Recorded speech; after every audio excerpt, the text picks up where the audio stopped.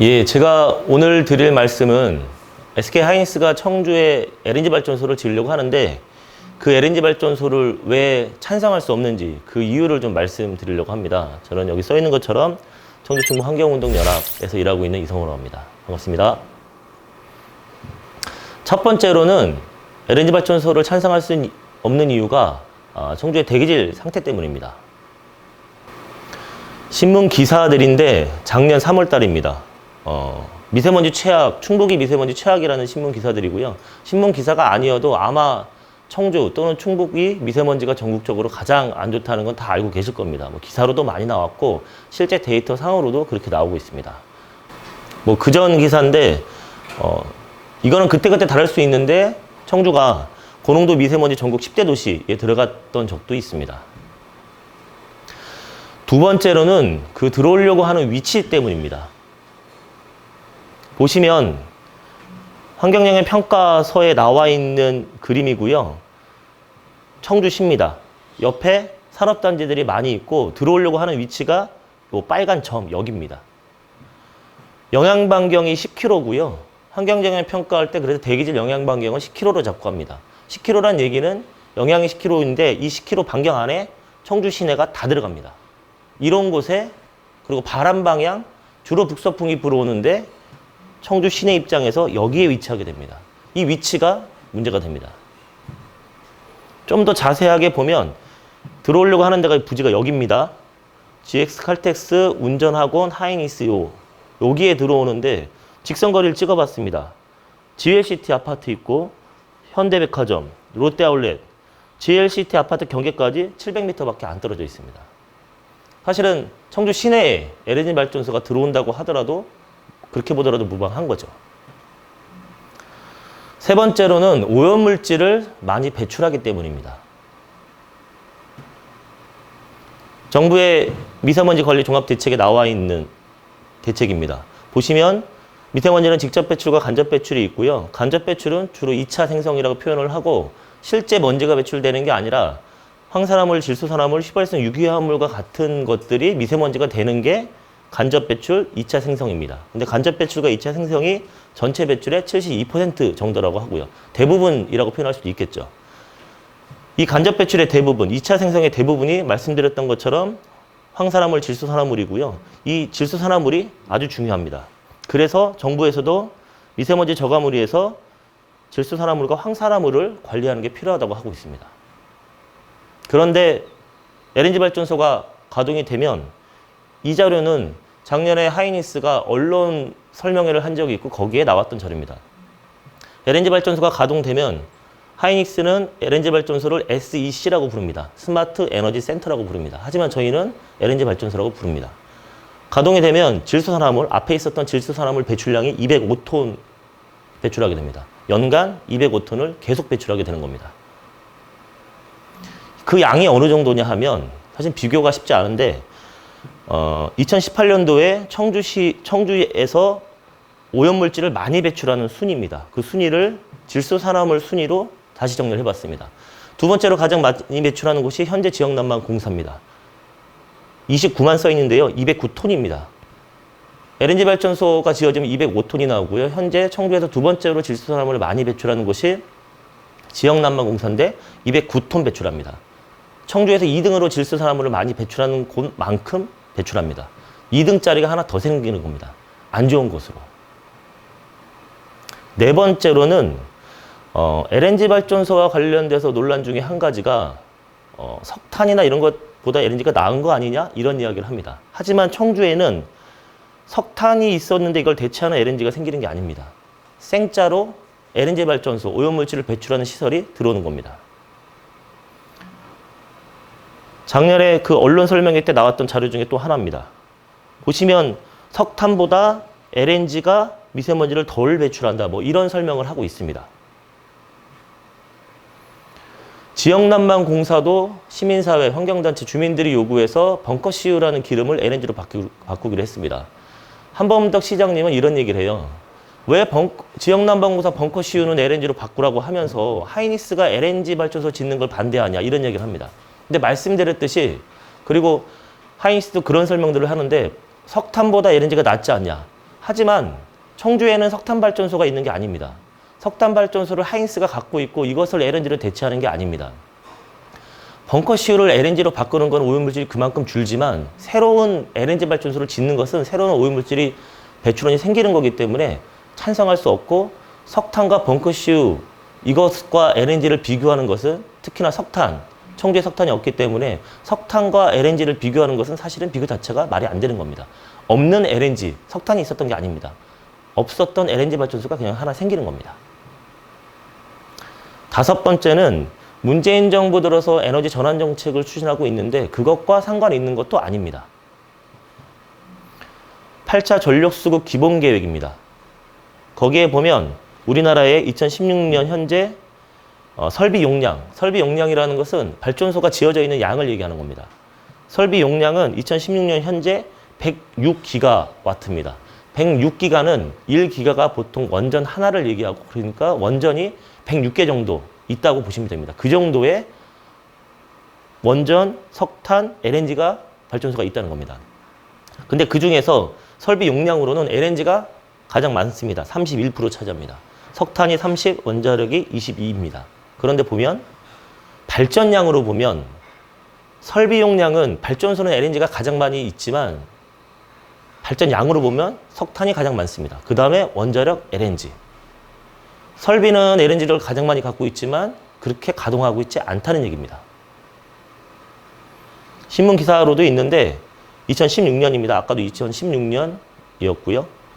LNG 가동률이 40%밖에 안 된다고 되어 있습니다. 왜냐하면 상대적으로 비싸기 때문에 많이 지어놓고 돌리고 있지 않은 겁니다.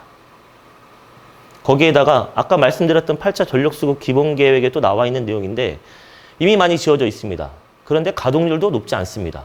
그런데 정부는 2017년에는 좀 늘어납니다. 2017년에 LNG가 37.4기가가 있는데 2030년까지 44.3기가로 늘리겠다고 하고 있습니다. 6.9기가를 더 짓겠다는 계획을 이미 가지고 있습니다. 이미 많은 설비 용량을 갖고 있는데 가동률도 떨어지고, 거기다가 정부에서도 2030년까지 6.9기가를 이미 더 짓겠다고 하고 있는데 굳이 하이닉스가 에너지 전환 운운하며 LNG 발전소를 지을 필요는 없겠죠. 또 한 가지는 지금 에너지 전환을 얘기하면서 분산형 전원, 현재는 특정 지역에서 집중해서 석탄 또는 원전에서 발전을 해서 뭐 수도권, 충청 이렇게 보내주고 있는 건데, 그렇기 때문에 에너지 전환 과정에서 분산해야 된다라는 요구들이 많이 있습니다. 그런데 그 분산형 전원에 대한 개념이 나와 있습니다. 송전선로 건설을 최소화하는 40메가 이하의 소규모 전원 또는 500메가 이하의 수요지 전원. 하이닉스는 LNG 발전소를 지으면 자기 공장에 다 쓰겠다고 합니다. 그러니까 수요지 전원이라고 볼 수 있습니다. 그런데 580메가가 넘습니다. 근데 분산형 전원은 500메가 이하여야 됩니다. 그렇기 때문에 개념적으로도 분산형 전원 확대를 위해서 LNG 발전소를 그렇게 크게 지은 것은 맞지 않는 겁니다. 여섯 번째로는 정말 하이닉스가 LNG 발전소가 필요한가라는 의문이 듭니다. 전기가 부족하지도 않습니다. 현재도 전기는 남고 있습니다. 하이닉스가 현재 공급받고 있는 전기를 다 사용하지 못하고 있습니다. 그런데 왜 지으려고 할까? 건설하는데 8천억 든다고 합니다. 그런데 이천과 청주 합쳐서 하이닉스가 1년에 내는 전기요금이 1조가 넘는다고 하고요. 8천억 들지만 어느 정도 몇 년 가동을 하면 전기요금 본전 뽑을 수 있을 겁니다. 또 한 가지는 자기들 공장에만 공급한다고 하지만 실제 바로 옆에 선만 연결하면 전기를 팔 수도 있을 겁니다. 하이닉스는 24시간 365일 전기 발전소를 가동한다고 하고 있습니다. 하지만 전기는 현재 남고 그렇게 필요하지도 않을 겁니다. 그러면 선만 연결해서 파는 게 불가능한 문제도 아닐 겁니다. 자기들의 공장 가동을 위해서 필요하다고 하지만 전기를 팔 수 있는 상황이기 때문에 하이닉스는 LNG 발전소를 짓는 게 아닌가 보여집니다. 일곱 번째로는 지금 포스트 코로나 이야기하고 기후위기 계속 이야기하고 있습니다. 2017년 청주 수해 사진입니다. 롯데아울렛 옆에 잠겼었죠. 2018년도에 전국에 114년 만에 폭염 왔다고 했습니다. 40도 오르내렸습니다. 작년부터 올해 초까지 호주 산불 큰 이슈였습니다. 4억 톤 이상의 온실가스가 배출됐고 우리나라가 한 7억 톤 정도 배출하기 때문에 한 나라가 배출하는 정도의 온실가스가 이 산불로 배출됐습니다. 올해는 시베리아까지 펄펄 끓고 있습니다. 호주 산불도 무더위 때문에, 더위 때문에 산불이 난 건데 시베리아에도 산불이 나는데 그게 시베리아가 덥기 때문입니다. 근데 시베리아 하면 다 알 겁니다. 영구 동토층, 뭐 툰드라, 타이가 이런 사시사철 추운 곳입니다. 그 중에 보면 러시아의 베르호얀스크라고 있습니다. 여기가 어떤 곳이냐 하면 1월 평균 기온이 영하 48도 정도 되는 곳입니다. 1월 평균 기온이 영하 48도입니다. 북반구에서 가장 추웠던 기록이 영하 68도 기록이 있습니다. 남극을 제외하고 북반구, 남극은 밑에 있죠. 북반구에서 가장 추웠던 게 68도인데 그게 베르호얀스크에서 있었던 기록입니다. 그런데 올해 6월 달에 베르호얀스크가 38도를 기록했습니다. 영하 38도가 아니라 더운 38도입니다. 온도 차이가 100도가 납니다. 말이 안 되는 상황이 지금 기후위기 상황입니다. 그래서 기초정부들, 우리나라에 228개 기초정부가 있는데 그 중에 220여 개 써 있습니다만 226개 기초정부가 기후위기 비상선언을 했고 기후위기를 막기 위해서 노력하겠다라고 얘기했습니다. 청주시도 이름을 걸었습니다. 충청북도 모든 지자체가 이름을 걸었습니다. 그러면 어떻게 해야 되냐? 기후위기를 막기 위해서. 목표는 정해져 있습니다. 2050년까지 탄소 배출을 제로로 해야 됩니다. 보통 그것을 2050년 넷 제로라고 표현을 하고요. 탄소 배출을 아주 안 하는 것은 아닙니다. 예를 들어 나무나 이런 것들은 탄소를 흡수하기 때문에 그렇게 흡수될 수 있는 것 정도까지만 배출한다는 겁니다. 그러니까 만약에 나무가 10을 흡수할 수 있으면 10만 배출한다는 겁니다. 나머지는 배출하지 않는다는 겁니다. 그게 넷제로고 2050년 넷제로라는 게 정해져 있고 2050년 넷제로를 하기 위해서 2030년에는 2010년 대비 45% 탄소 배출을 줄여야 됩니다. 근데 이미 10년밖에 안 남았습니다. 이게 전 세계가 합의한 내용입니다. IPCC에서 2018년 인천 송도에서 IPCC 총회에서 1.5도씨 특별보고서가 채택이 됐고 그 보고서에 나와 있는 전 세계가 합의한 기후위기를 막는 방법입니다. 나와 있듯이 어렵습니다. 2050년 넷제로 2030년에 2010년 대비 45% 감축 어렵습니다. 하지만 이건 선택할 수 있는 문제가 아닙니다. 해야 되는 일입니다. 그런데 하이닉스 LNG 발전소가 지어지면 152만 톤의 온실가스가 1년에 배출됩니다. 온실가스를 줄여야 되는데 10년밖에 안 남았는데 10년 안에 반을 줄여야 되는데 152만 톤을 배출하게 됩니다. 152만 톤이 어느 정도냐 하면 청주가 1년에 배출하는 온실가스 양이 750만 톤입니다. 청주 배출량의 청주 전체가 배출하는 양의 20% 정도를 이 LNG 발전소 하나가 배출하게 됩니다. 지금 포스트 코로나 얘기하면서 그린 뉴딜 얘기하고 있습니다. 처음에는 디지털 뉴딜 얘기하다가 그린 뉴딜 얘기하고 있습니다. 그린 뉴딜은 보통 뉴딜 그러면 공장 많이 지어서 일자리 만드는 거라 생각하는데 그린 뉴딜의 목표는 화석연료 위주의 경제 산업을 탈탄소로 전환하고 그 과정에서 새로운 일자리를 창출하여 사회 불평등을 해소하는 것입니다.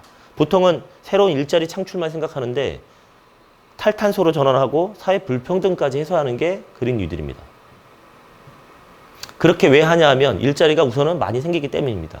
독일 같은 경우도 일자리가 이미 35만 개 창출됐다고 하고요. 우리나라에서도 재생에너지로 일자리 58만 개를 만들 수 있다고 합니다.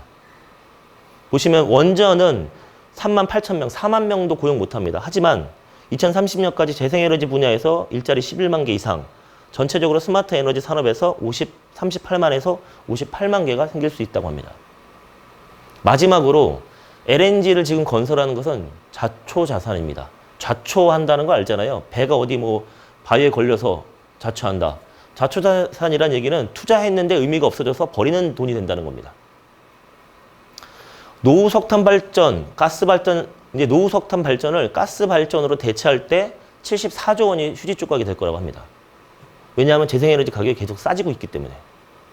이게 제가 주장하는 게 아닙니다.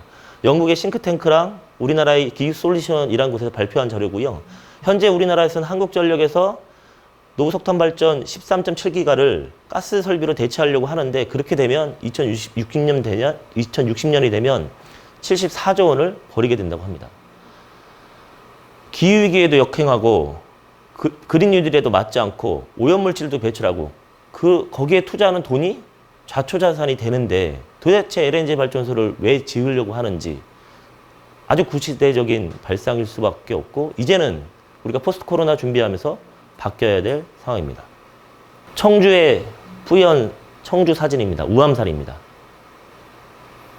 맑은 우암산 사진입니다.